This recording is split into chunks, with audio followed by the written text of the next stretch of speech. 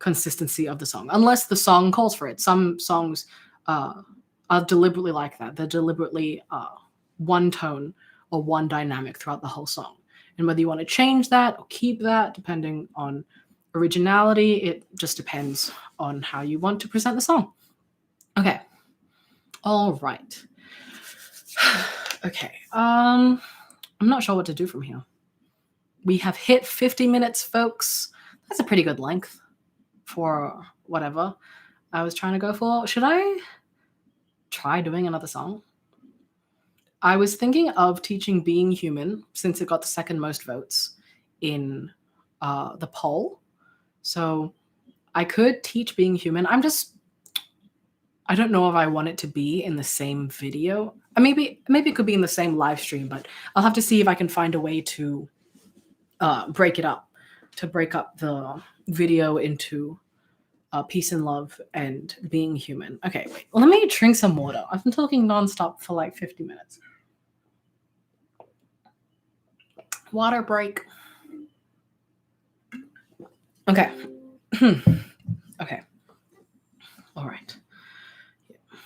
Okay. Oh, you came up with a great plucking pattern for Being Human. That's great. Yes, I'm trying to drink some water. Okay. All right. I'll teach y'all Being Human. Okay. Let me just play it first. I did practice the song, so I did have a pretty familiar. It's a definitely more challenging song than Peace and Love, but I wouldn't call it difficult.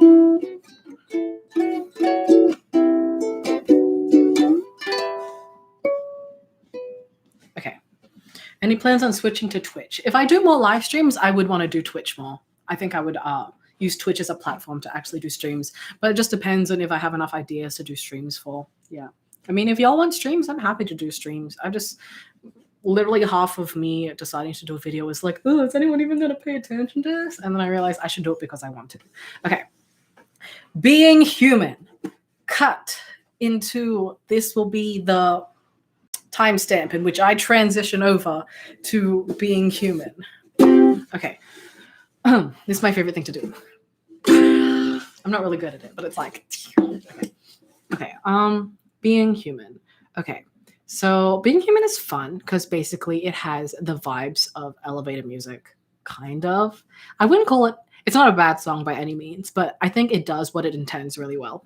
So it's a cool song because it's also kind of progressional, but it's one of those songs where it doesn't exactly have a 4-chord progression. It kind of switches back and forth between 2 chords, which kind of gives it a different effect. But I love songs that do that. Serendipity is one of my favorite songs that do that.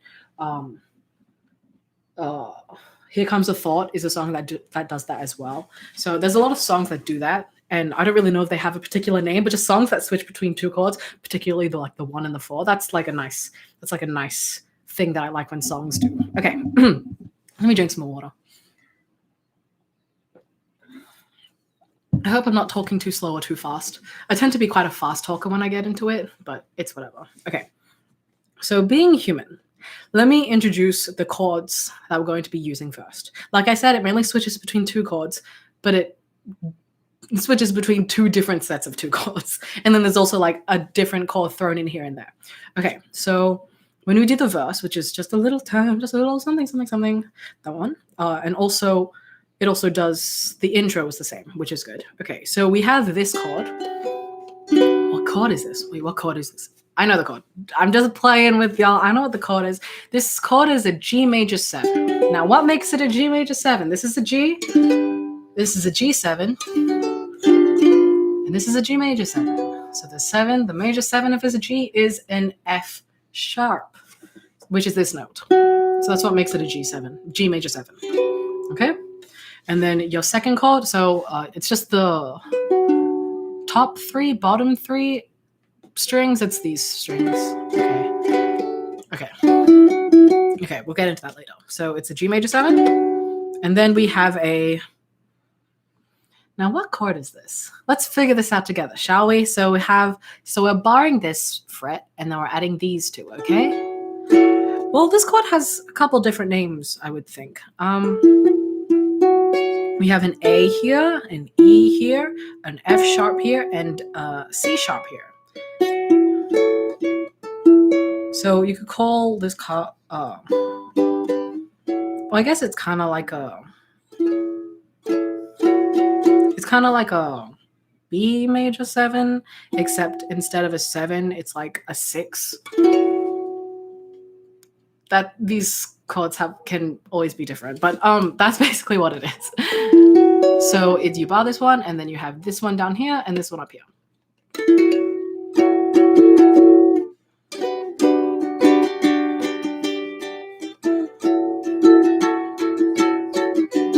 I'm strumming so you kind of get the idea of the tempo we're going for.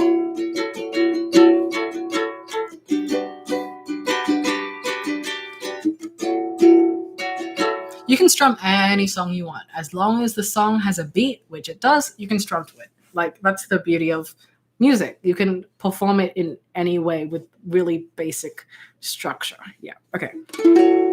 Okay, so those are the two chords, this chord and this chord. Those are the verse chords. And now when we hit the chorus, the being what? Human. So when we hit that part of the song, we also start out with a G major 7. And then we go to an A. And then back to G major 7. Let me strum it so you get the idea of the beat as well.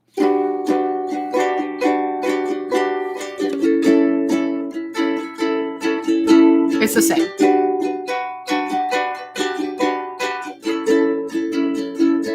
And then when we then there's also another chord we use, which is don't worry, you'll love this chord. This will be your favorite ukulele chord ever. It's called an A major 7 or an A minor 7. A7. Wow. It's nothing. It's literally the open strings of a ukulele. Yeah, that one. A minor 7. Okay. So because you have an A minor here, which is why this is an A minor, because you're just repeating the A. But if you add in a G here, it's an A minor 7. Yay. So yes, we're learning chord theory together. Let's do it. Okay. And then wait, I'm lost. And then we have B minor 7, which is the exact same thing, but you bar the second fret. And then the last chord we have is a, hold on, let me count this. So this is A, this is B, this is C, D, E. We have an E minor 7. Wait, is that true? Yeah, that should be right. And then, okay, so that's the song. So that's basically all the chords we're using in the song. Sorry if I didn't describe them properly. I'm running low on steam, but it's whatever. We're having fun. We're doing this together. We're having this setting, whatever. Okay, so the intro and the verse goes like this.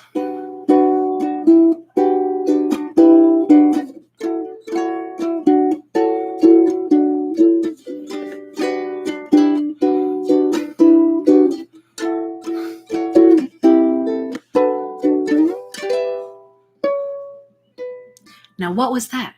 What was that? Okay, let me show you. So you start out with a G major 7. Right? But instead of playing it like this, sorry, I should have specified, you should use all 3 fingers to do this. So basically what we're doing is that we're introducing that melody element that comes in the instrumental of the song, which is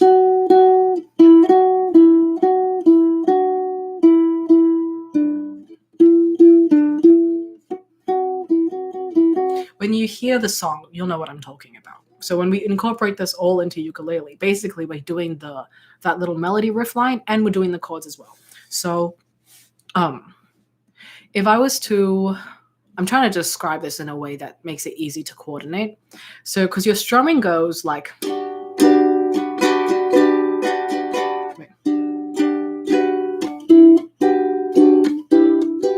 right, so it goes ba ba ta ba ba ba ba ba. So, but if you're counting it out in your head, it's like, because the beat is going like 1, 2, 3, 4, 5, 6, 7, 8. But your strumming is going ba ba ba ba ba ba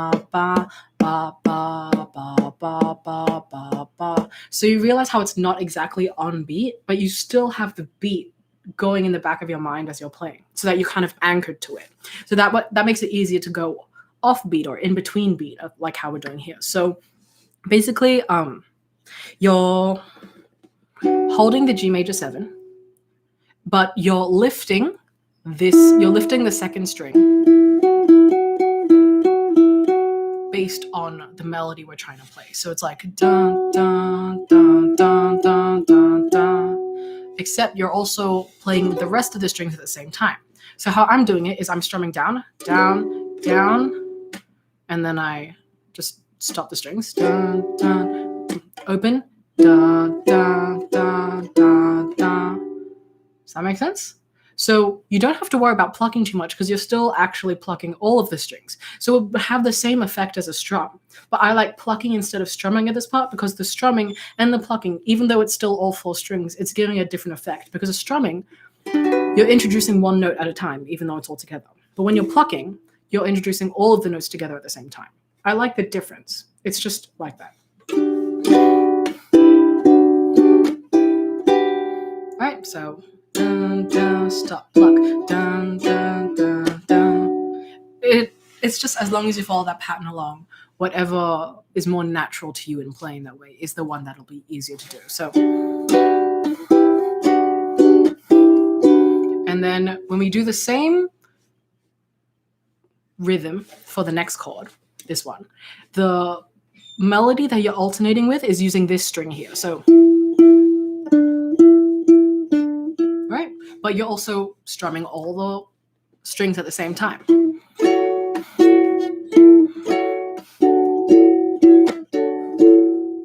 Right?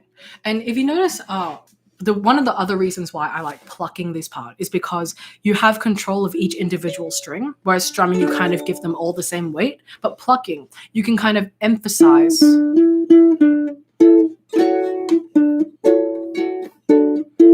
You can kind of emphasize the melody line outside of the chord that you're playing. It might take some practice. It might be a bit difficult at first, but that's another upside to using plucking instead of strumming, even though it's still all 4 strings. So that's what's happening. If you guys have to go, you can go. That's fine. No worries.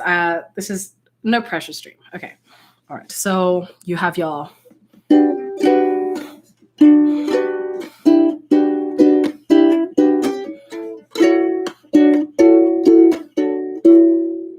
It doesn't really matter if you strum down or strum up, but you want to get that rhythm down. Ba, ba, ba, ba, ba, ba, ba, ba, ba, ba, ba, ba, ba, ba. Right? So you have the tempo going, but what you're playing is different. But what you're playing suggests the existence of that tempo, even though you can't hear it. So that's a thing that keep in mind when you're learning any song. There's an undercurrent tempo that you're trying to keep to, and that's what... that's how you learn to play along with music and whatever. Okay, so it repeats again.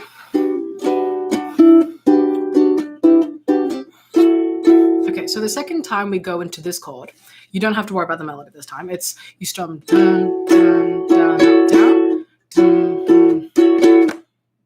So it's down, down, down, up, stop. Then your Am7, you pluck the first 3. Sorry, that was loud. So dun, dun, and then the B-7. So down, up, down, and then you slide up to just go up to the 7th fret. And then that little dun, dun is the 9th fret of the 2nd string. And then back to 7. All right, so altogether it sounds like we're going from the second one.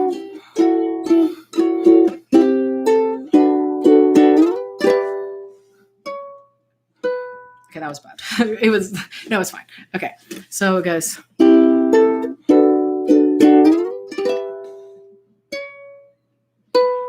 All right, that's all good. That's all good. That's all good. Got that? Okay. All right. So, yes. Sorry, I'm blanking out. So that's the intro to the song. And the good part is that the verse, and as well as the end of the chorus, kind of uses the same thing. So when you go, just a little time, Just a little something else instead. If you notice, what I like to do is I like to emphasize the second strum more than the first strum. So it's like da da da da da da ba ba ba ba ba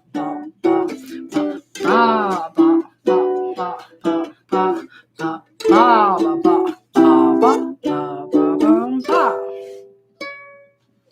Okay, just a little time,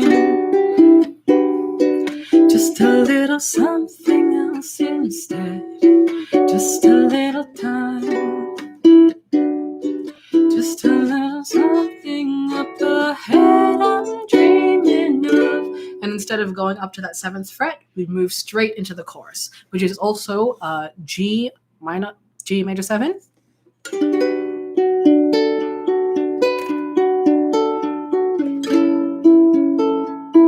I'll teach you this, don't worry.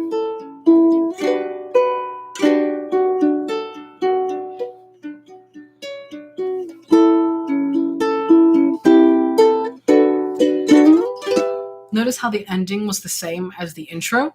That comes in handy because you can just repeat what you're doing. So the chorus has a G major 7 like this. So I like to strum once. And then we're going to do some plucking, some arpeggios. What's an arpeggio? Basically, it's just a broken chord that you da da da da da da da da da. I think that's what that is. So it goes dun. So what are we doing? So your main focal point of this chord is, you know how what I said about positioning fingers to a string so it's easy to play? So basically your main strumming are these two fingers just going back and forth with a break to introduce the last string. So it goes like that. So it's done, but we start with the second string. And then the first string. So it's like,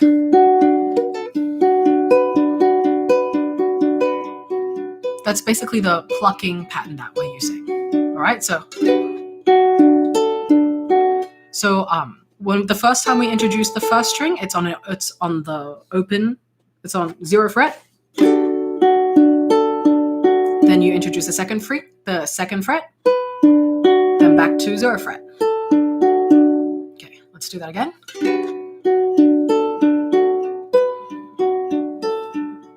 You notice how when I introduce the strum, I'm still doing the full G major 7? It's because you want to give the impression of that chord before you start going into the plucking, so that you're anchored in the chord before you move on to introducing a melody in an instrumental. That's a thing I like to do.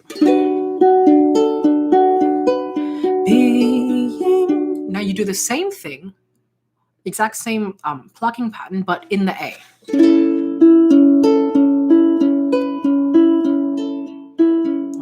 Can follow along. So the G major 7, the third finger, second finger,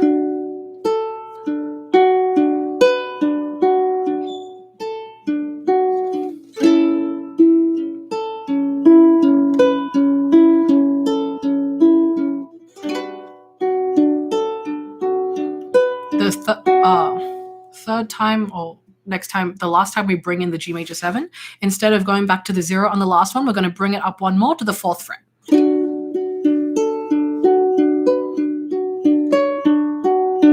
And then on the very last A major, instead of doing the plucking, we're going to go away up the strings and down the strings. Dun, dun, dun, dun, dun. Which I guess you could call the same thing, but since we're stopping there, it just feels like you're going the 3, 2, 1, 2, 3, right? And then we go into our same riff as before: A major 7, B minor 7, then back to your E minor 7. Except this part, I like to use harmonics to bring it up. Sorry if you couldn't hear that. I'll introduce that to you a bit later, but let's go over the chorus again. All right. Being human, being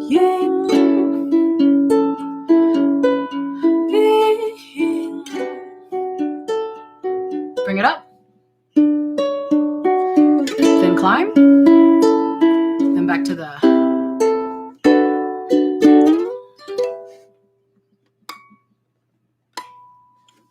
Let me show you about harmonics. No, this isn't pre-recorded. I'm doing this live, Bear of Hero.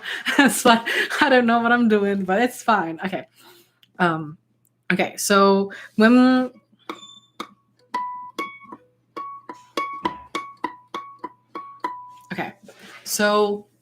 let me teach you what a harmonic is. Basically, string instruments do this really fun thing where I don't know the science behind it, but basically you can create like a ghost high ringing note.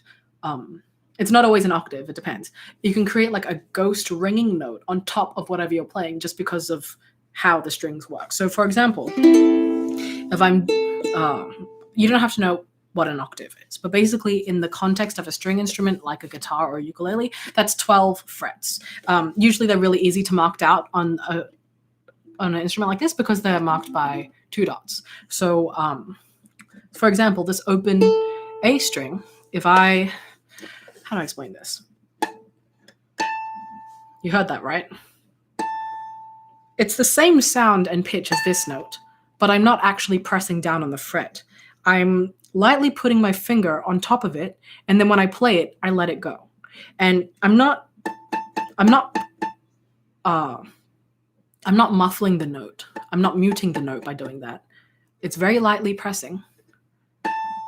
And then when you let go, it rings out high. So the thing about harmonics is that the position on which you put your finger will determine whether you can play it or not. You can't just play a harmonic anyway. Like if I tried doing it here or here, it wouldn't sound like a harmonic. But if you do it on there's a couple places you can do a harmonic. If you do it on the 12th, sorry, I don't know if the quality's any good. This ukulele is old. That's a harmonic. And it also works if you do it on the 7th. But it's not, the sound isn't the same as the original string. All right, so basically that's what we're introducing here when we do.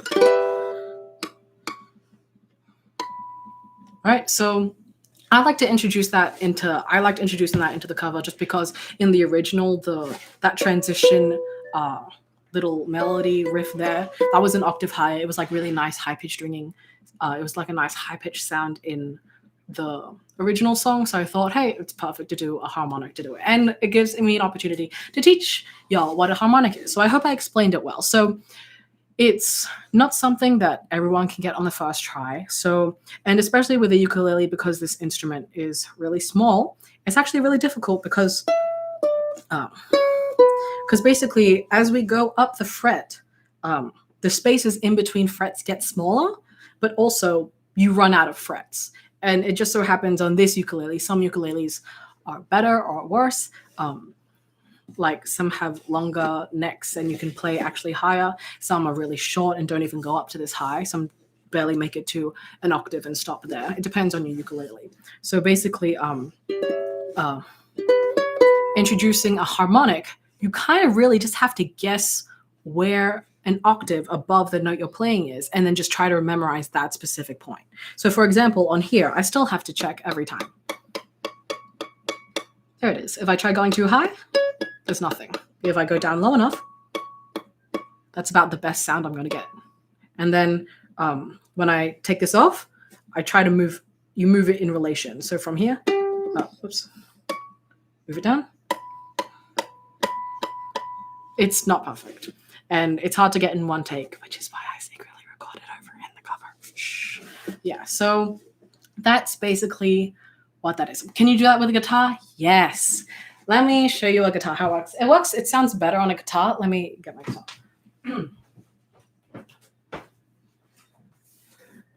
Maybe it would have been better to introduce this concept with the guitar in the first place.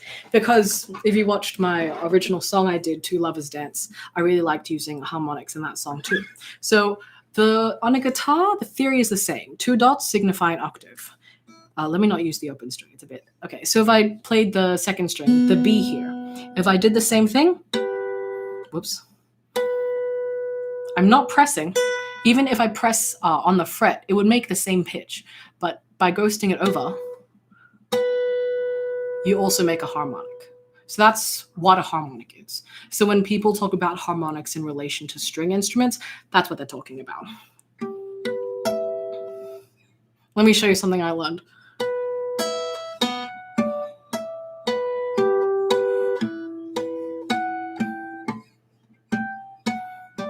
Yes, that is Waterfall from Undertale, played purely by open string harmonics. What? Okay. So, sorry, ukulele, I just tossed you on the bed there.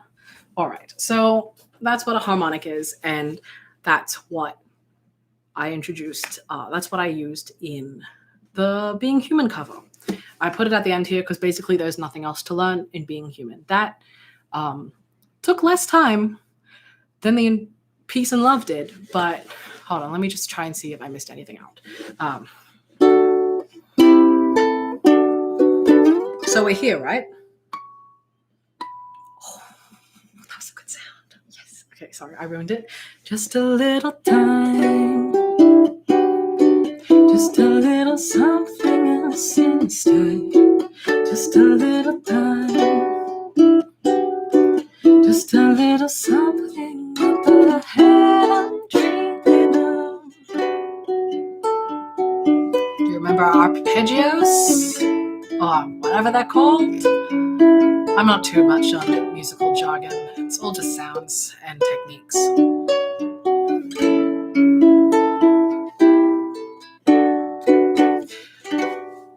The second time we go to the chorus, we repeat the chorus.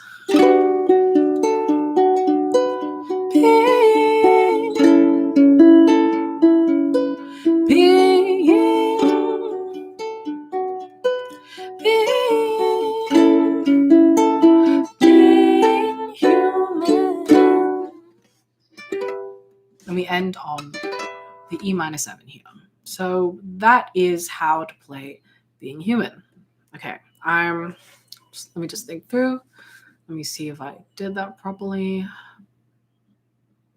This is me pretending to think, just so I can give myself a breather. Okay, yes, that is how you play Being Human. Let's go through the whole thing now that I rambled enough about harmonics and whatnot and everything. So let's just go through the whole song, okay? So we have the G major 7, this chord. I'm pretty sure this chord is like an F minor 7 thing, something like that. Okay.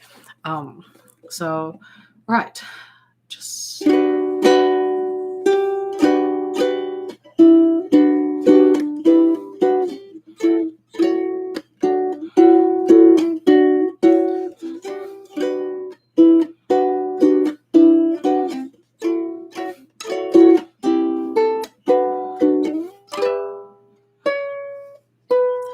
Just a little time, just a little something else instead. Just a little time, just a little something up ahead I'm dreaming of. Being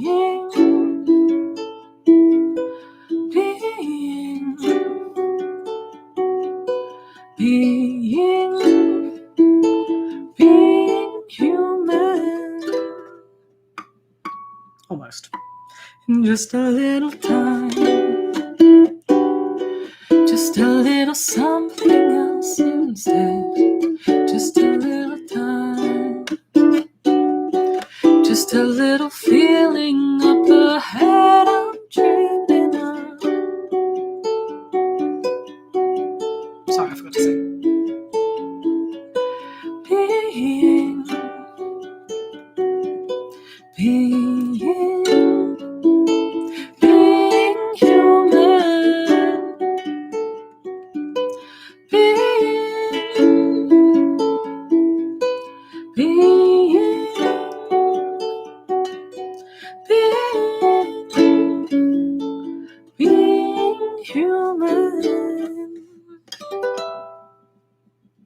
Okay, that is the whole song.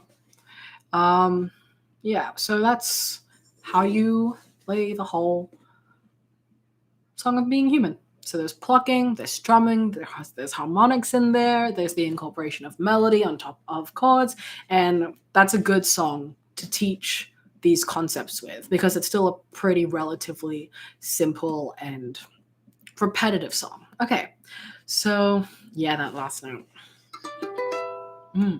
Rebecca Love Sugar loves ending on either these or like these. So yeah, okay. Hi from USA. Hi USA. Okay, so I think that concludes what I set out to do with this live stream. 1 hour 20 minutes. Not bad. That's a pretty even number.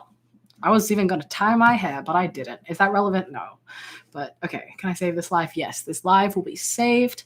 I will be going through the whole thing and going first verse, this timestamp, second verse, this timestamp, third verse, this timestamp. And if YouTube lets me cut it and upload it separately into the 2 different songs, I will do that too.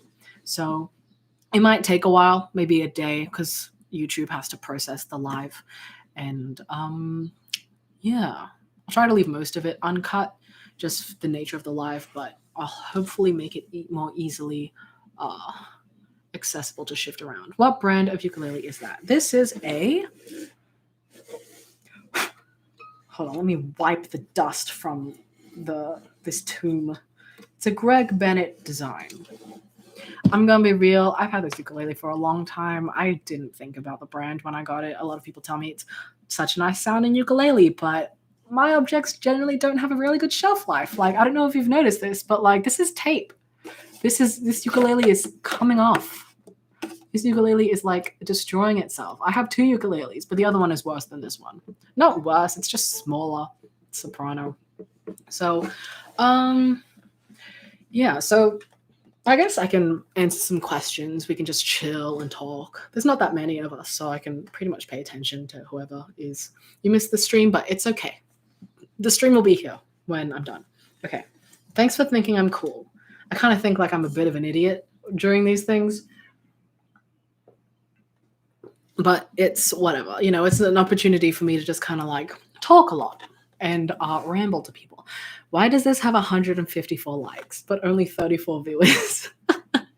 That's funny, but it's all right. A lot of people have different going different places. Okay, it's all right. I'm not an idiot, but like I'm like affectionately calling myself an idiot. You know, like it's like a self-endearment term. You know, it's better than criticizing yourself is when you fondly criticize yourself.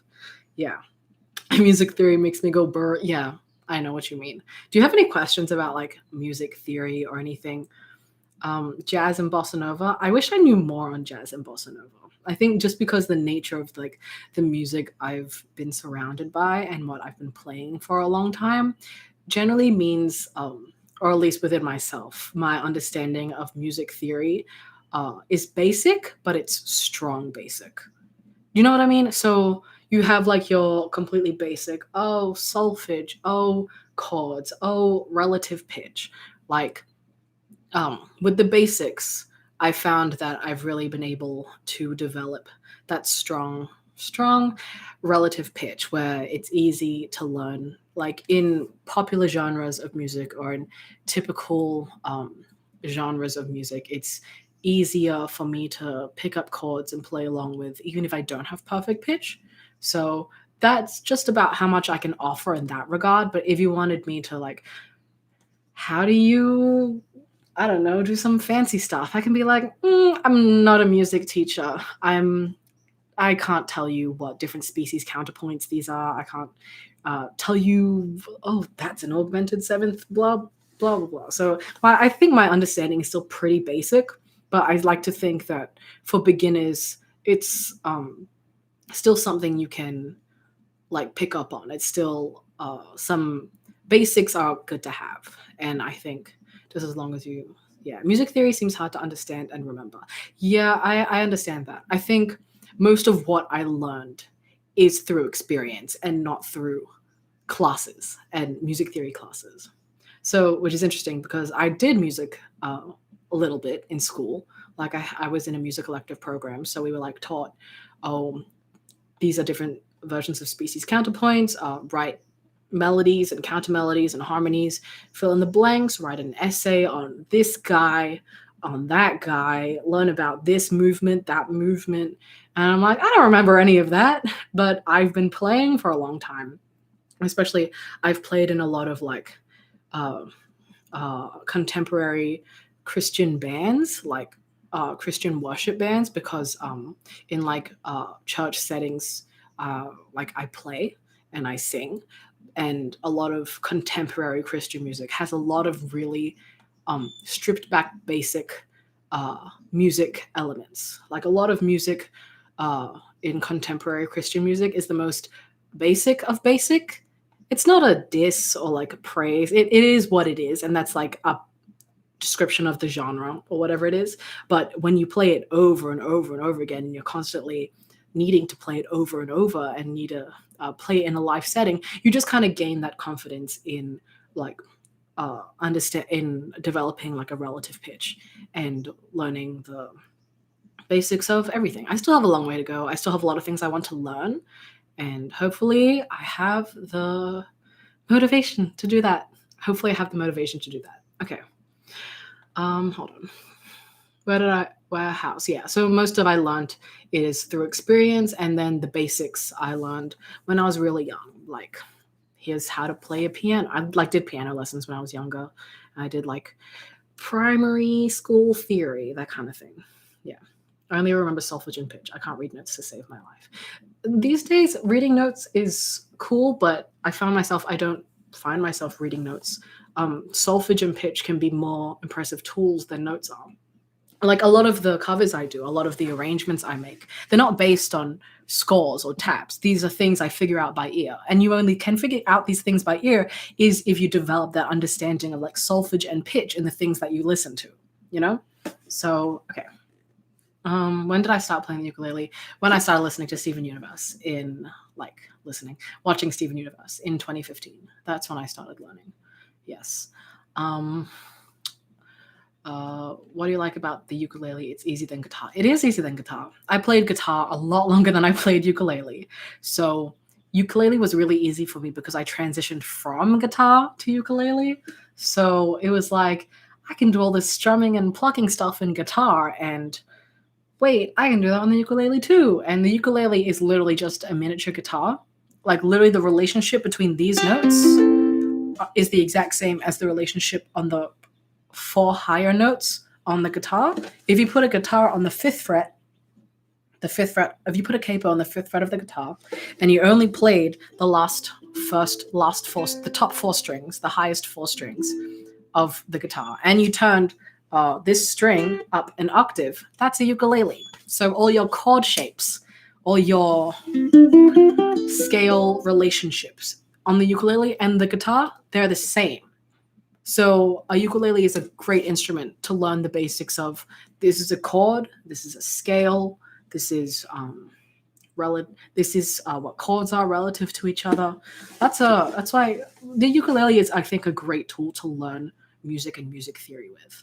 So I don't know how I can, because I didn't start from because I've been introduced and been taught music theory since I was young, and I've kind of had this basic training to fall back on. I don't know if I can give really good advice onto someone completely starting out. You know what I mean? But I guess when you want to learn music theory, you can literally click on any video that goes Music Theory 101, and they'll throw a bunch of stuff at you.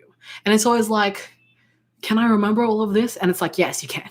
You can. So the idea is that music on all instruments, it's all the same thing. A C is a C, whether you play it on a saxophone or a piano or a ukulele or on a guitar. C is a C.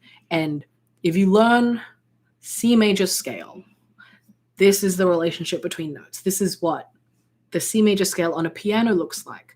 This is a 1 step. This is like a 1 full step from one note to the other. This is a half step from the white note to the black note. That's a sharp, that's a flat. If you learn these things, you can apply that to playing ukulele. You can apply that to guitar or anything you're learning. So I would say it's good to tailor your music learning experience to the instrument that you want to play with. Like, for example, in solfege, the solfege is the scale for singers. So if you're like really into singing and you're like, well, I can just sing, I can't play any instruments, you can still learn music. You can still learn music theory relying on solfege as your language, which you describe notes and singing in, you know? So my brain only grabs solfege forever. Solfege is still like a good you can easily translate solfege into music theory. So for example, just solfege is a scale, right? So you just need to remember do is 1, mi is 2, do, re is 2, mi is 3, 4, 5, 6, 7, then back to 1. And every single chord you learn is based in numbers. So I think of music and chords I play. I think of the chords I play in numbers. And I relate everything back to C major scale. So when I listen to let's see. Let me pick an example. This is how I learn music theory, and this is how I use my music theory to apply to other things and other music I learn, especially since I listen to like a lot of BTS these days, and I'm like branching out into listening to other different singers and seeing how they do music as well. I always think of chords as number relationships, you know, where you're in a C scale, the C major chord is the do chord, is chord number 1, right? And then every chord has a major or minor. So it's just you kind of fit 1, 4, 5, 6 is your basic chords. And like in Christian contemporary music, those are the chords everyone uses all the time. But then you also have your 2 and your 3, which can either be major or minor. And the usage of major or minor depends on the genre you're singing in, depends on what the feel of the song, but they add something else to a song. So yeah, gospel hits have really good harmonies. Yeah. Okay. All right. Yeah. Yeah. Bear of Hero says it good. And you don't have to learn music theory, but music theory gives a bigger and more colorful palette that you can play around with. Yeah, I agree with that. I love your vocal tone. You have a deep voice. Thanks. Yeah, I like my voice as well. It took a while for me to accept that this is the voice I have and like learn to enjoy it. But now that I do, I feel like I've become a little, my ego's getting too big. I'm at the thing where I just like listening to myself. Not like this, but like when I record something, I can listen to it easily, which is nice because it's like, hey, I can make content for myself. But it's also like, should I be like this? Like, is this correct? But I don't think there's any shame in being like, hey, I like this, personally like this sound, and it also happens to be mine. Like that kind of thing. All right. I hope the music theory stuff I said makes sense. Because sometimes when I'm like with other people who like play instruments and with other people that like music but don't have that music theory grasp, I'm like, the tools are right in your hand. And if someone just like took the moment to explain to you like, hey, this is the relationship between all the things that you're playing, you can see in a completely different way because you're still listening and practicing and playing music all the time. It's just, this is the relationship between them and you're hearing it over and over again. So it can be really easy just to remember and train that relative pitch. And that's why it applies to learning songs. Like if you have to learn a new song on the spot, as long as the genre that it's in or like the chord usage is really simple, it can be really easy to learn the chords or like to play around with the chords. And that's answering a question someone had before, like, do you look up the chords or do you figure them out? And it's a mix of both. If I know what key it's in, I can recognize most of the chords that's being played. If there's like a fancy or a new chord that I've never seen before, or like I can't really pick out because it's like probably like an augmented minor flat 6 whatever 7th chord, it's also presents itself as new learning opportunities. So like, this is what this chord sounds like in this key, and like you memorize that, or you apply it to what you're playing. So for example, learning a lot of Steven Universe songs and a lot of like C major chords, there's a lot of usage of this chord, and I was like, ooh, what's that? What's this chord? Like, what does this even mean? Why is this the exact same chord as this chord? Like, if you count the notes and if you read out the pitch, this chord and this chord is exactly the same. They're the same notes, but just in different positions. But they're only like, it's the same shape, and it's only like 4 frets apart. And it's like, what? So that was a new learning opportunity that Steven Universe songs presented to me. I learned about this C minor diminished seventh chord that could also probably be called a different chord.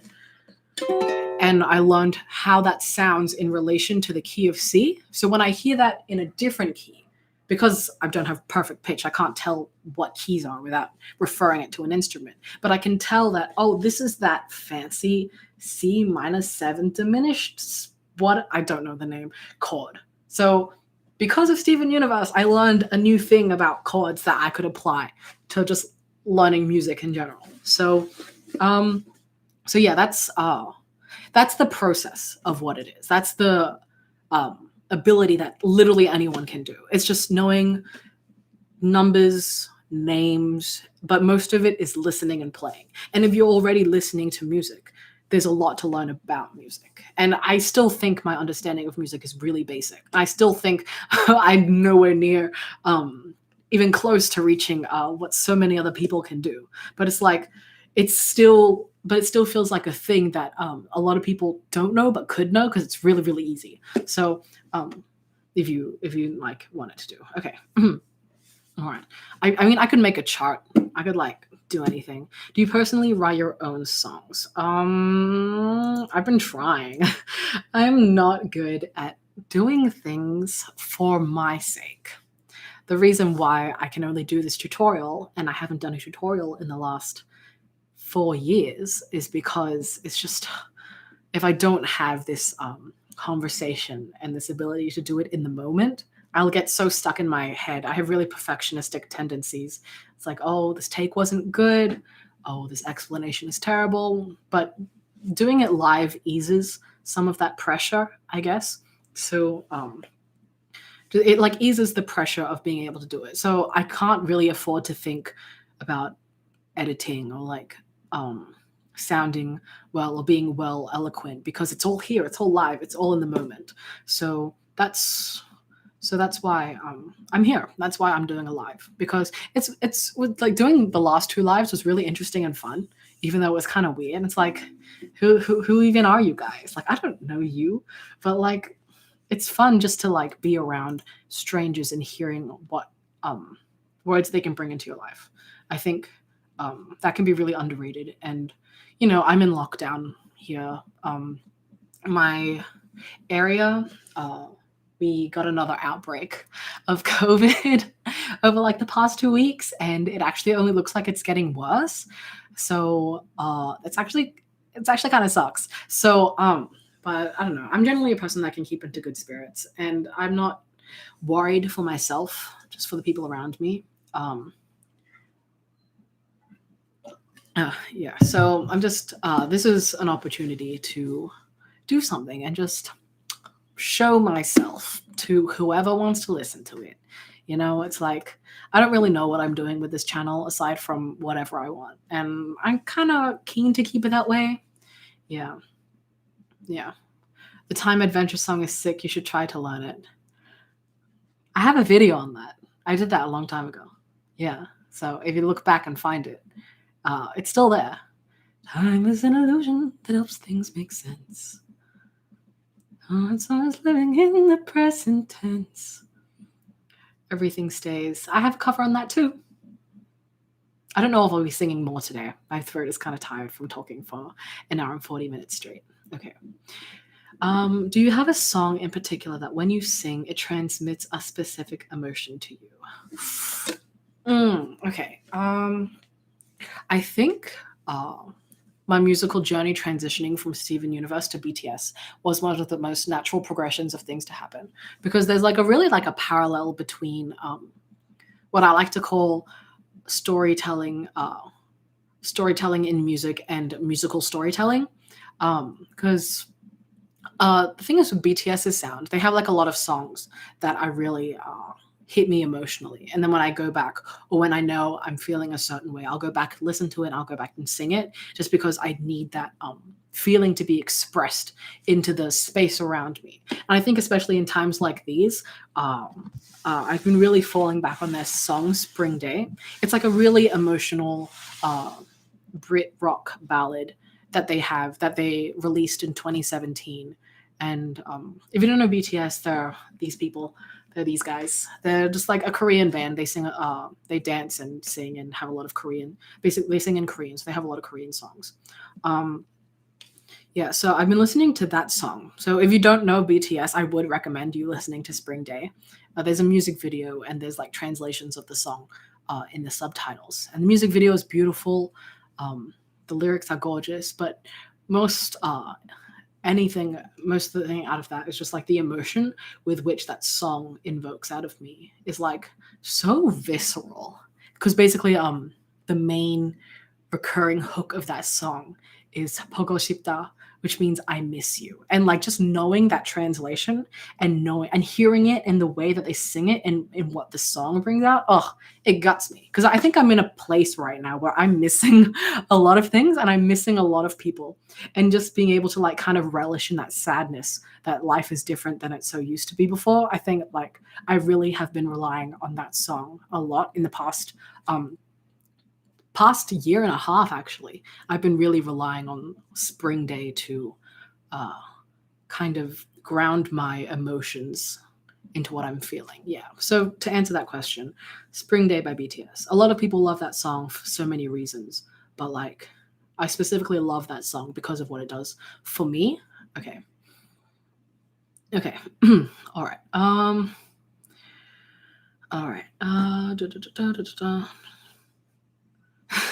okay, should I do more tutorials like in this setting? Because I don't know if I'm any good at doing tutorials in a recording and editing setting, but I could do more songs, song tutorials of old Steven Universe songs I did. Like for example, I had for Just One Day, Let's Only Think About Love, and What's the Use of Feeling Blue as an option. I think because those two songs were one of the most, even though I placed them as they were a bit more difficult, I think those songs were really songs that I was like, wow, did I really arrange that? Like, did I really just vibe and do that? So, because like with let's just One Day, Let's Only Think About Love, that song is wild because that song literally goes on for like 6 minutes and it's hardly like there's some element of like stability and choralness to it, but there's so much storytelling and story shifting in that song that there was so much tone that I really wanted to capture in doing that cover of that song. So I'm like, can I really do this? Can I really do that? But I literally like sat down 4 days after the song dropped on the weekend. I still remember I was like still doing school and it was like in the midst of a rush. I really sat down for 3 hours. I hemmed the life out of that song, figuring everything out by ear because nothing was available or whatever people put up. I was like, that works, but that doesn't really work. So I really hemmed and hawed that song for like a good day or two. And I was like, yes, this is how I want to play that song. And then that was how that video came about. It was hard doing that song. I actually have at least like an hour and a half of footage that for some reason I made that was just me Googling, trying, and like desperately like trying to figure out what the heck is in that song, what the heck that song was doing, and just trying to put it together. So I literally have that footage, but it's boring and no one wants to see that. So yeah. Okay. Okay. Day 6. Yeah, I have listened to some Day 6 songs. I've witnessed some of their comebacks. Their Zombie song, the song Zombie was really cool, but it's always like I need someone to guide me when I'm listening to new music because I'm like always an all or nothing kind of person. Like with BTS, it was easy because the way they present their music is like you can really do a deep dive, and even if every single genre doesn't appeal to you, you can still find purpose in every single one of their releases. So it makes like chronological sense to be like, okay, this is what each album, this is what each song is bringing to the table. And that just adds to the experience of knowing them as an artist and their message. So with like a lot of new artists that I'm trying to listen to, it's a bit more difficult because I'm like, I need to understand who they are and what they're trying to say with their songs before I can really understand before I can really like appreciate their music for what it's trying to say. That's like with Day 6 as well. It's like Sweet Chaos was a really fun song of theirs that I really liked their song. Yeah, because I like the appeal of them is interesting too because they are they're like a band who plays with actual instruments. So it's like cool to see how like the band setting works. Yeah. All right. Just One Day will always have a special place in my heart. Yes, I love that song. 하루만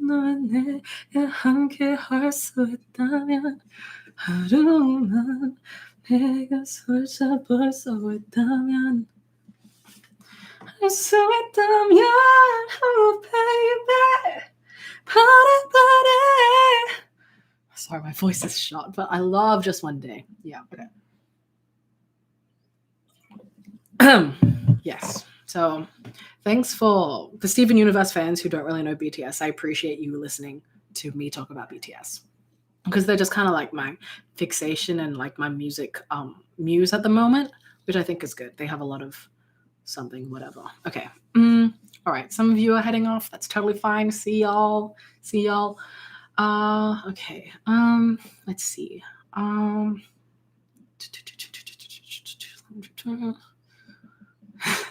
You just got your nails done and now I'm doing a ukulele tutorial. It's like, whoops. aespa. Oh, I know. I've heard of aespa. I think a lot of people like to think that, like, I don't know how to put this. I'm not really into a lot of other K-pop groups, not because I don't like them, but because I'm really like a kind of fixation kind of person. Like, it's hard for me to focus on more than one thing at a time. But when I jump, I really jump, you know? So I do casually listen to a lot of other groups, but I don't. But the thing is I think it's interesting about the K-pop industry or the K-pop sounds is that there's a lot of different things you can focus on consuming, you know? Like whether it's the videos that you like to keep up with, whether it's the choreography you like to keep up with, or whether it's the music itself, like title tracks versus B-sides, which versus finding a genre that someone does, because there will always be one, because it's like an oversaturation. There's always someone else to get into. There's always someone else doing something.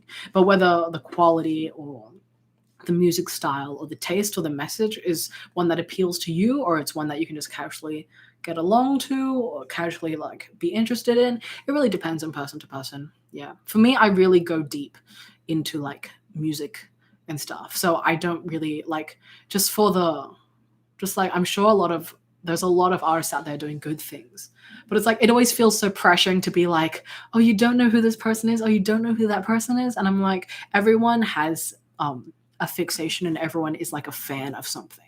And I think that's really cool. Like to like come across fans of other things, because it's like, I can see a little bit into that world of someone else's fandom of someone else's content through the relation of knowing someone else who has a similar relationship that I have to like Steven Universe or BTS. So I think it's cool in that way, but I'm not really much of a outward listener of a lot of things. Yeah. Okay. Alrighty. Okay. Okay. I explain things so well. I don't play an instrument, but I enjoyed the live stream. I should do more of these. Thank you for saying so. That's good to know that I'm kind of not just talking whatever here. Okay. My voice is pretty. Thanks, Maya. Okay. Mamamoo. Oh, interestingly enough, I knew about Mamamoo before I knew about BTS, because I had a friend that was really into them. And like, as in like, we hadn't talked in months, but they texted me to tell me about Mamamoo. And only Mamamoo. And I was like, okay, this is interesting. But I really like Mamamoo's whole deal, you know, like a vocal group that like reminisces along like the lines of like Destiny's Child or something like that. I don't know. Like you just like because it's like a different format than you see a lot of other groups present themselves in, you know, because I was always about K-pop stuff before getting into BTS, and I don't consider myself like a K-pop stan just because I'm into BTS. I just consider myself like a BTS stan. Yeah, because I think it's good to recognize the individuality of each group and each artist as like wanting to garner their own fandom and want to send out their own message. I don't really like mixing them across just because they're all under the K-pop industry or because they're all Korean or that kind of thing. I think it's a bit of a disservice to groups and stuff. There's a lot of similarity that can attract a lot of cross fans that are interested in like a lot of the things that's going on as like a whole, and that's really understandable, but that's not how I consume content. So it's just not something I think I'll do. So I don't consider myself a K-pop fan, but like because I listen to BTS, by proxy, I'm exposed to a lot of things other groups and a lot of other artists are doing. And if I like it, I like it. If I don't, I don't. I think it's a good way to branch out of your own spaces, you know, like because of Steven Universe, I was able to branch out into like Adventure Time as well, or like a lot of the fandom. There's a lot of crossover between the musical like fans of musicals or like fans of like animation in general. So I feel like having that core fandom and using like an overlap to naturally find things that intersect your interests, I feel like that's a cool way to kind of make like these spiderweb connections of fandom and interests. Like there's always something new to find, but it shouldn't be daunting. Like there shouldn't be like an overload of things that you need to get into in order to be a good fan, you know? Okay, so that's me talking about fandom stuff in general. I've always had these thoughts, you know, but it's like, you know, it's just let me get it out there and present.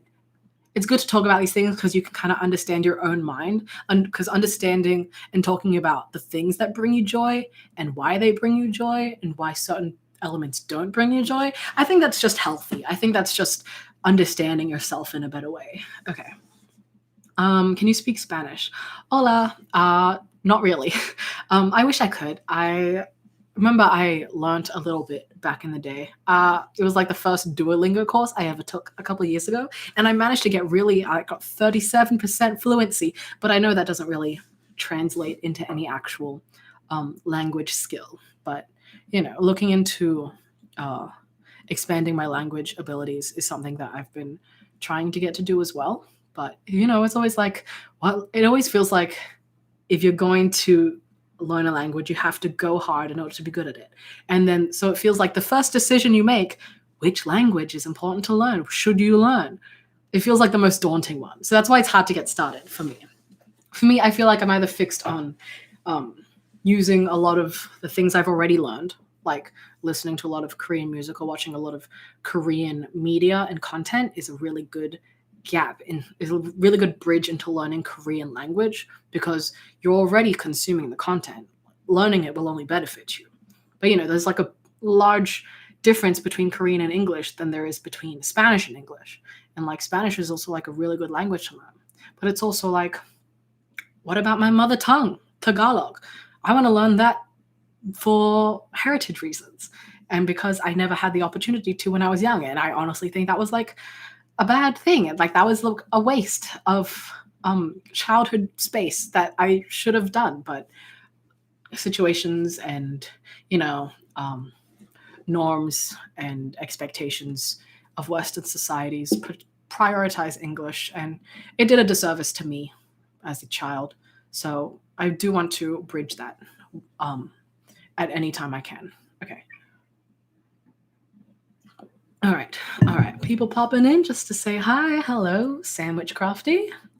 Mara's curious how that BTS helps so many people love themselves and their music, and also keep rethinking the question of who am I or what I want to be. That is so true. I found BTS when I need them to most. It's the cliche. It's what all the fans say. But in my case, it was true. I don't think I needed BTS when I was well, I probably did, but I don't think I needed the BTS that they were when in like 2015 or 2016, but I needed the BTS of 2019 and 2020 in my 2019 and 2020. You know, I needed to discover 2017, 2018 Bangtan when I was in 2019. Like that's what I needed, and that's what they did for me. So I think the progression to that fandom and that interest of mine was really natural, and I think it happened in the best way. Yeah, 2019 was a good year for BTS, and I got to see how they were in like their because I got to see them I didn't see them in concert, but I got to see like the process of what happens on concerts during concerts, because like, you know, Twitter and it's good, it's terrible, you got to curate what you can, whatever it is. Okay.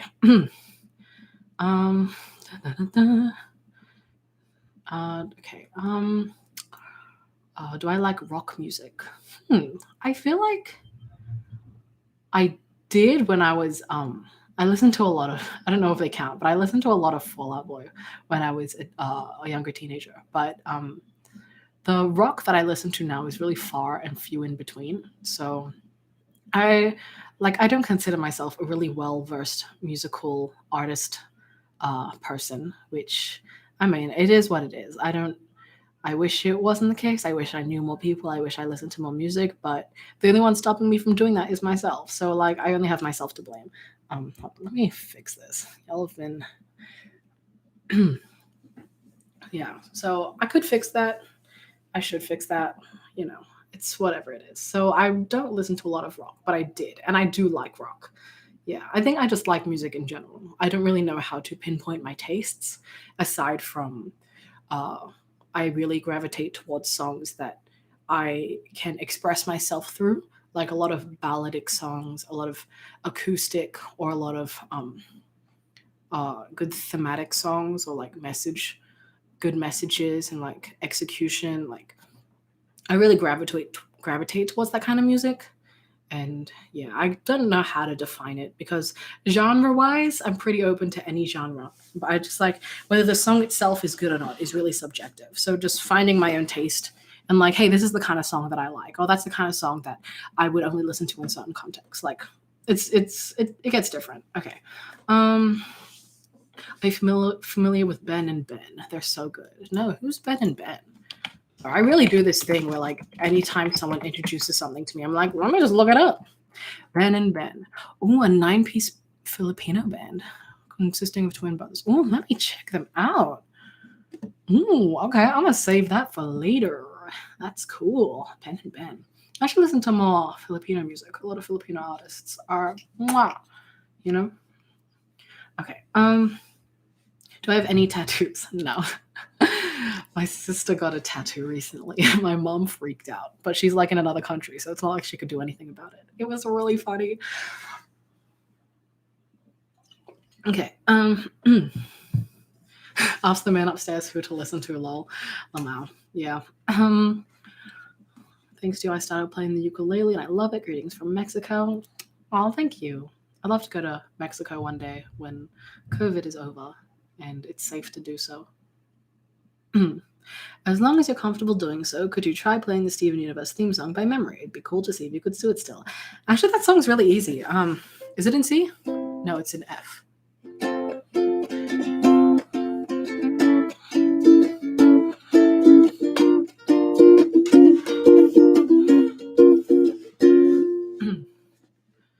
When you're evil and you're on the rise, you can count on the four of us taking you down. Cause we're good and evil never beats us. We'll win the fight and then go out for pizzas. We are the crystal gems. We'll always. Oh, Ben and Dead and Young K did a collaboration. That's so cool. We'll always find a way.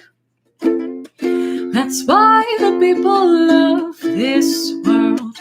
Believe in Garnet, Amethyst, and Pearl, and Stephen. Okay, let me remember this part. If you could only know what we really are when we arrived on Earth from out beyond your star, we were amazed to find your beauty and your worth, and we will protect your kind, and we will protect your earth. We will protect your earth, and we will protect you. Okay, I will. Wait, hold on. We're in G now, so that's the 3, and then back to C. Okay, I'll teach you how to. Wait, this song. I will fight for the place where I'm free to live together and exist as me. I will fight in the name of rose quartz and everything that she believed in. I will fight for the world I was made in. The earth is everything I ever know, and I will fight to be everything that everybody wants me to be when I'm grown. The odds are against us, and no, it won't be easy. No, we're not going wanna do it alone. We are the crystal gems. We'll always save the day. And if you think we can't, we'll always find a way. Inspire the people of this world. Believe in garnet of amethyst and pearl and steel.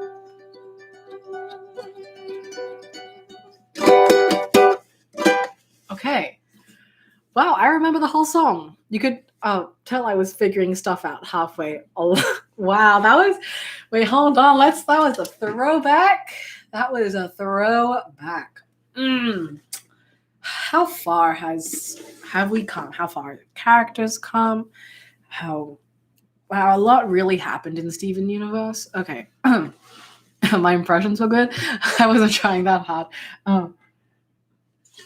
Rather than trying to do like a specific vocal impression, you kind of realize like the characterization of certain characters is really good because they have like a feeling and a tone to them more than they have like a specific voice. Like for Garnet, I like tried to make it low and laid back and chill. While Pearl, I feel like is most like my natural voice because someone told me I sound like a mom, and I was like that high and then a posh voice, like, and then Amethyst has that kind of like rah rah. So the impression is more like introducing that kind of aspect to that character. Is like it's more like just I'll fight for the place where I'm free, name from chords. I will fight for the word I was made in. You know, like that kind of thing. It's more like an energy than like a vocal technique. I wouldn't call myself an impressionist or anything like that. But it's fun, you know, it's fun. Okay, all right. Let me explain some stuff in that song because I was trying to figure out how to play as I was doing the song.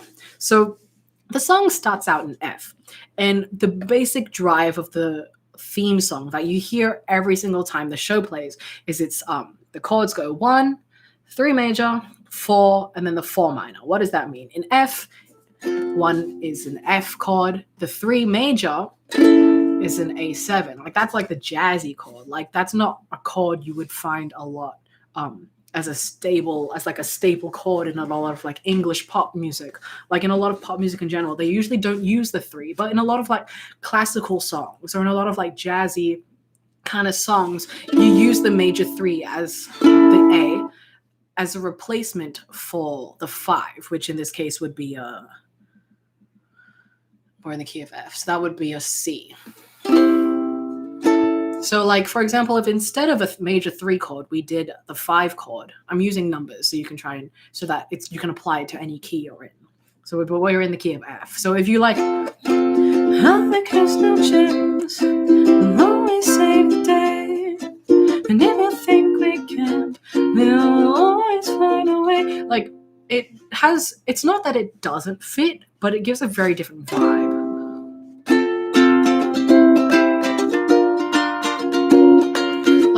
It fits within the key, but what A major does is that it introduces that tension in the song. And the 1, 3, 4, 4 minor that also like kind of like gives a nice escalation that then has like an interesting resolution when you end on the 4 minor chord, when you go from the 4 to the 4 minor chord. So in F, that's pretty simple. And then the interesting part of that song is that when we transition into what Pearl is saying, I will fight for the place where I'm free to live together and exist as me. The key that we're actually playing in is a C. But because the first chord in that new place we're going to starts on F, it gives the impression that we're still in the same key. So like we start on F, I will fight for the, but then we go to an E7. Please, please, I'll fight for the place where I'm free to live. Hold on, I will fight for the place where I'm free to live together. Wait, where are we? Okay. I'll fight for the place where I'm free to live. What did I play just now? Was that the right chord? I'll fight for the place where I'm free to live together and exist as me. I'll fight for rose chords and everything that she. Well, whatever it was. Wait, I literally just played it. Why can't I remember it? Okay.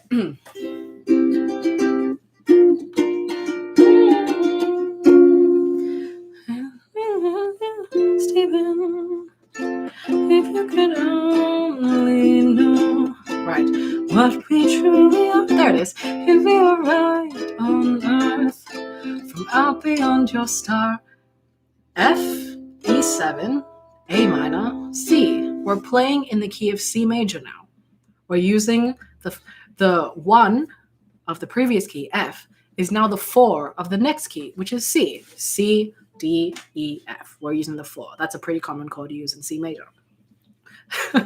Sorry, this is weird. Okay, so using F as a starting chord to the next part of the song, we're actually singing in a different key, but it gives the impression that it gives like a nice transition from the key we're in before. And it uses the 3 major chord again, the E7 of C, E, C, D, E. It's the 3, and we're in an E major 7, so that's the major. Using the 3, that kind of gives like the same vibe because, but in like the previous key, in the key of F,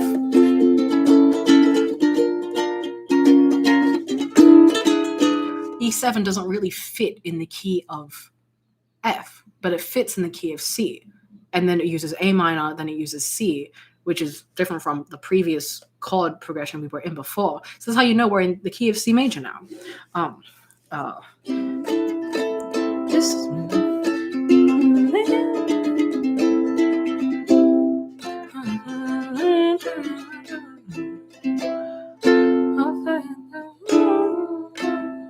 I'm singing in the wrong key.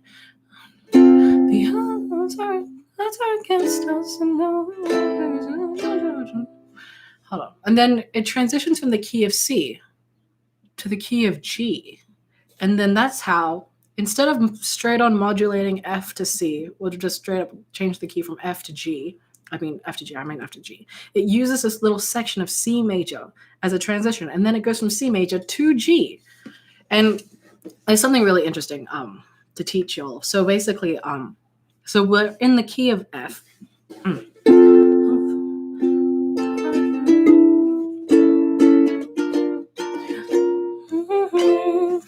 I'll fight for the place where I'm free to live together. As we fight in the name. I'm singing in the wrong key. That's why it sounds weird. Okay.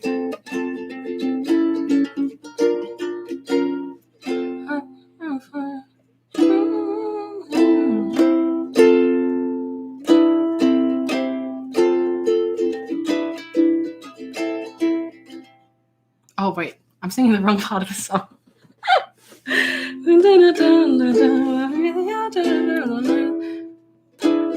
Happy under star, we were amazed to find your beauty and your worth, and we will protect your kind, and we will protect your earth. We're back to an A7 again, and we will protect your we'll protect your earth. That's a D. And we will protect you. Now we're in the key of G. Okay. Sorry, I feel like I'm losing everybody. Yeah. Sorry, this is like really live. It's been like 2 hours. Okay, so you saw me messing up because I was actually singing the wrong parts of the song. So let me explain that to you again. So we're in the key of F. And then we go to, we were amazed to find. We're in change to the key of C. We will protect your earth. Now we go back to the A7. But what that does is that it so it's like we're in the key of F again, right? Because A7 is like the major 3, right? And we will protect your earth. And so this chord is a D, and that's what we call, this is like a transitioning chord that people use to go to different keys. So because, okay, from A to D, the relationship between that one is that D is the 4th chord of A major. Yeah? So if you were playing a song in A, like for example, Waving Through the Window. I learned to slam on a break. So A, D, E, that's like 1, 4, 5. That's like a pretty normal relationship to have in a song. So going from A, we will protect your earth, and we will protect you. Basically, so D is the fourth chord of A. Right? But after D, we change the key to G. And the relationship between D and G is that it's the fifth away. So like, and that's why it's such a good transition chord to put it into the key of G major, you know? So like usually when you're transposing a key, or like you bring up a key, you know, like when you're singing a song and like da da da da, and then they start singing the same thing but in a completely different key. They just take it a step up, like either just like by a sharp or by like a whole note. Like that's just like, that's what they call modulation. It's what they call like transposing up. But you can have like a transitional chord in between those. We'll protect you. And that's a pretty common transition chord to use that one, because the fourth of the previous key is the fifth of the next key. And 5-1, that relationship is called a perfect cadence. And it's called a perfect cadence because it sounds complete. Like this is like music theory stuff. So like this is why, like that's a perfect cadence, but in the key of C. So C, G, C. But now we're in, but in the key of G, that becomes D. So by using this D as a transition chord, it makes this set up. It makes this perfect setup for the key of G, which is what the whole song transposes into. And then throughout the rest of the song, it's the same chords. 1, 3, 4, and then 4 minor, and then the 4 minor chord. So it's like, that's why you know they're singing the same song. That's why you know like they're singing the exact same thing they sang at the beginning, but they're just singing it in a different key. So what that does is that the relationship between the chords is the same. So the numbers that I'm using for the chords is the same, but I'm picking it up and putting it in a different key. So that's what I mean when I say relative pitch, or like thinking of chords as numbers in a key rather than like the note by itself, then rather than, oh, this is an F chord, that's a G chord. You're like, this is the 4 or this is the 5 of whatever key I'm playing in. So yeah, so that's something that I've always wanted to like, for people who play instruments but don't have that understanding of like the chordal relationships. That's something I always really want to like tell them, like, oh, this is like, these, just assign numbers to the chords you're playing. And then if you think of this relationship as like, oh, that's 1, 2, 3, 4, 5, 6, 7. That's a 3 major. That's a 3 minor. This is like the relationship that you find that comes out really commonly in these genres or in these songs. You can pick it up. You can memorize it. It'll make its own space in your brain of what it sounds like. And then when you apply it to a different song, you can figure it out as you're going along.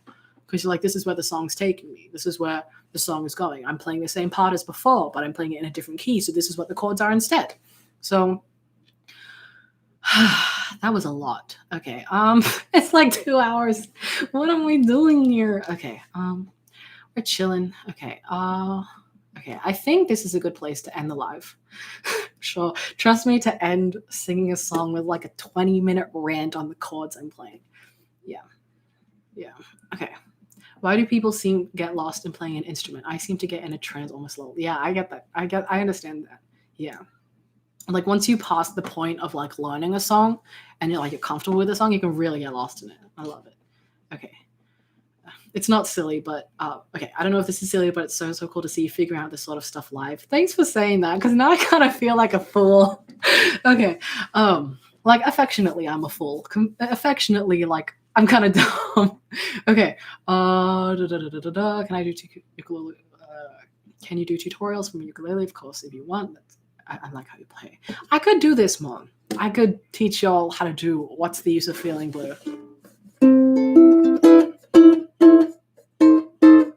Forgot I have to not play that. Okay. I think I still remember how to play that, or I could like just learn it again and then just translate what I'm playing into words. Okay. I think it is time for me to go. What's a good way to end this? We vibing. I could sing one more song and then we'll leave. So my throat is getting sore. It's almost 4 p.m. I picked like a nice day to do this. It's kind of chilly outside, so I'm glad I wore a long sleeve. And the rain has cleared up from the past 2 days, which is nice. But still stuck inside. It's whatever.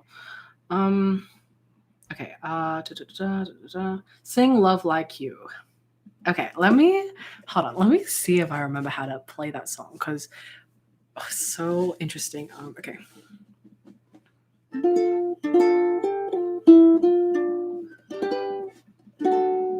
I'm trying to.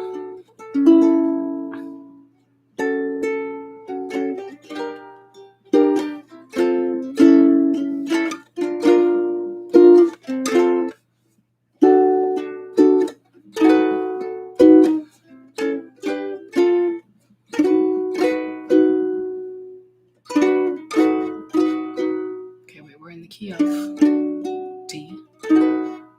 So the next chord should be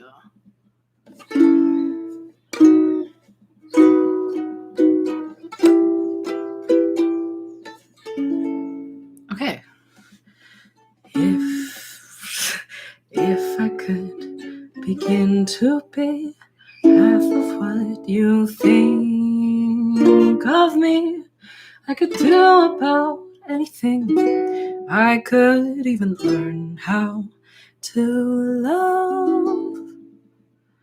When I see the way you look, you act, wondering when I'm coming back. I could do about anything.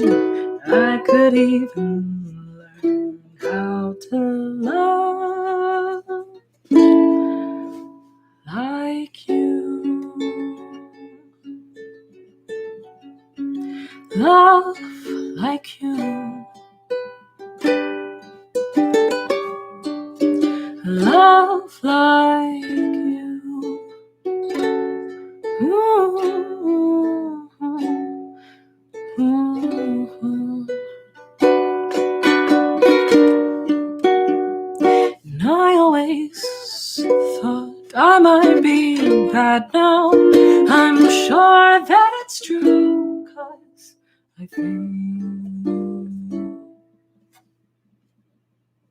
I think you're so good, and I'm nothing like you. Look at you go, I just adore you. I wish that I knew. It's not the chord. Knew what makes you think I'm so special. I'm skipping so much. If I could begin to do something that does right by you, I would do about anything. I would even learn how to love. When I see the way you look, shaken by how long it took, I could do about anything. I would even learn how to love like you. Love me like you.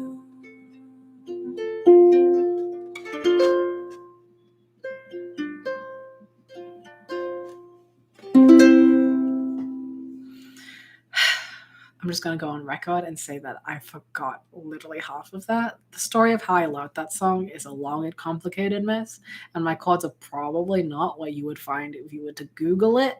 I probably should learn the other way, but that is how I remember it, which is not well. But that's it. I think that's a good way to end. I'm always here. I'm like, you could just boop and I'll sing for you. Like, I love doing this. I love singing. I love playing stuff. And that's just about it. I don't think I'm great. I don't think I'm that impressive, but I just like doing this. And as long as there's someone out there that can be like, hey, could you do this? I'll be like, yeah, sure.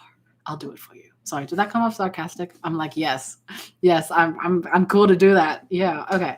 Y'all are really fun. It's nice that we can have like a little chat like this. I'm glad there's only like, can you imagine like when more popular YouTubers have like 500 people, like 1,000 people, like spamming comments in the chat. It's like, how do you keep up with that? Okay, but no, I like this. I don't mind not having a lot of views or commentators or subscribers or whatever. It's not really my priority at the moment.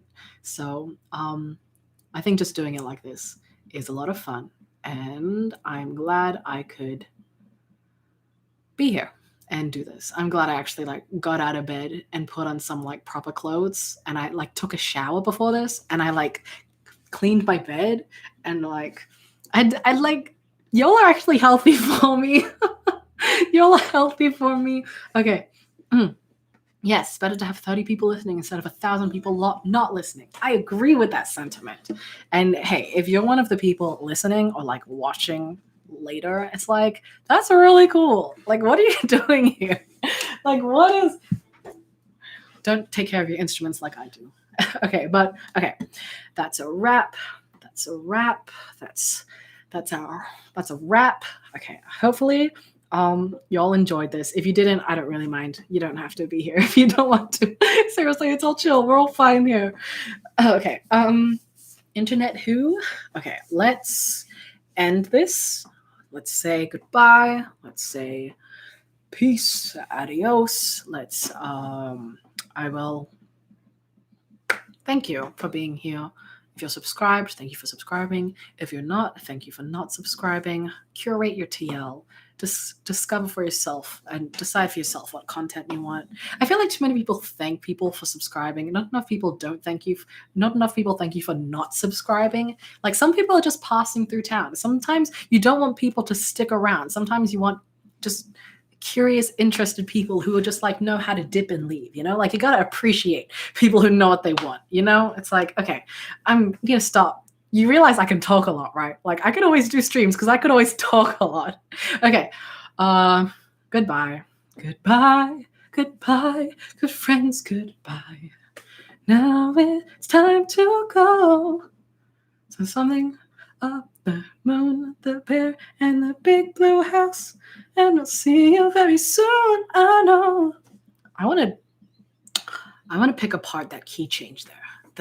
I don't know if you could hear that, but like in that song, there's like a specific part that like, where does that go? I'm just like, that's interesting. Okay, bye. I don't know why I'm saying bye, like y'all are gradually leaving while I'm the one actively deciding to keep the stream up instead of ending it. But that's just the kind of person I am. Okay. Right, that button says end stream. Okay. I'm going now. Bye. Why isn't it? I clicked it. Okay. I'm saying goodbye. 3. Okay. This is goodbye. I love how everyone's saying goodbye. Goodbye. 3. I'm turning it off in 3 at the end of 3. 3, 2, 1.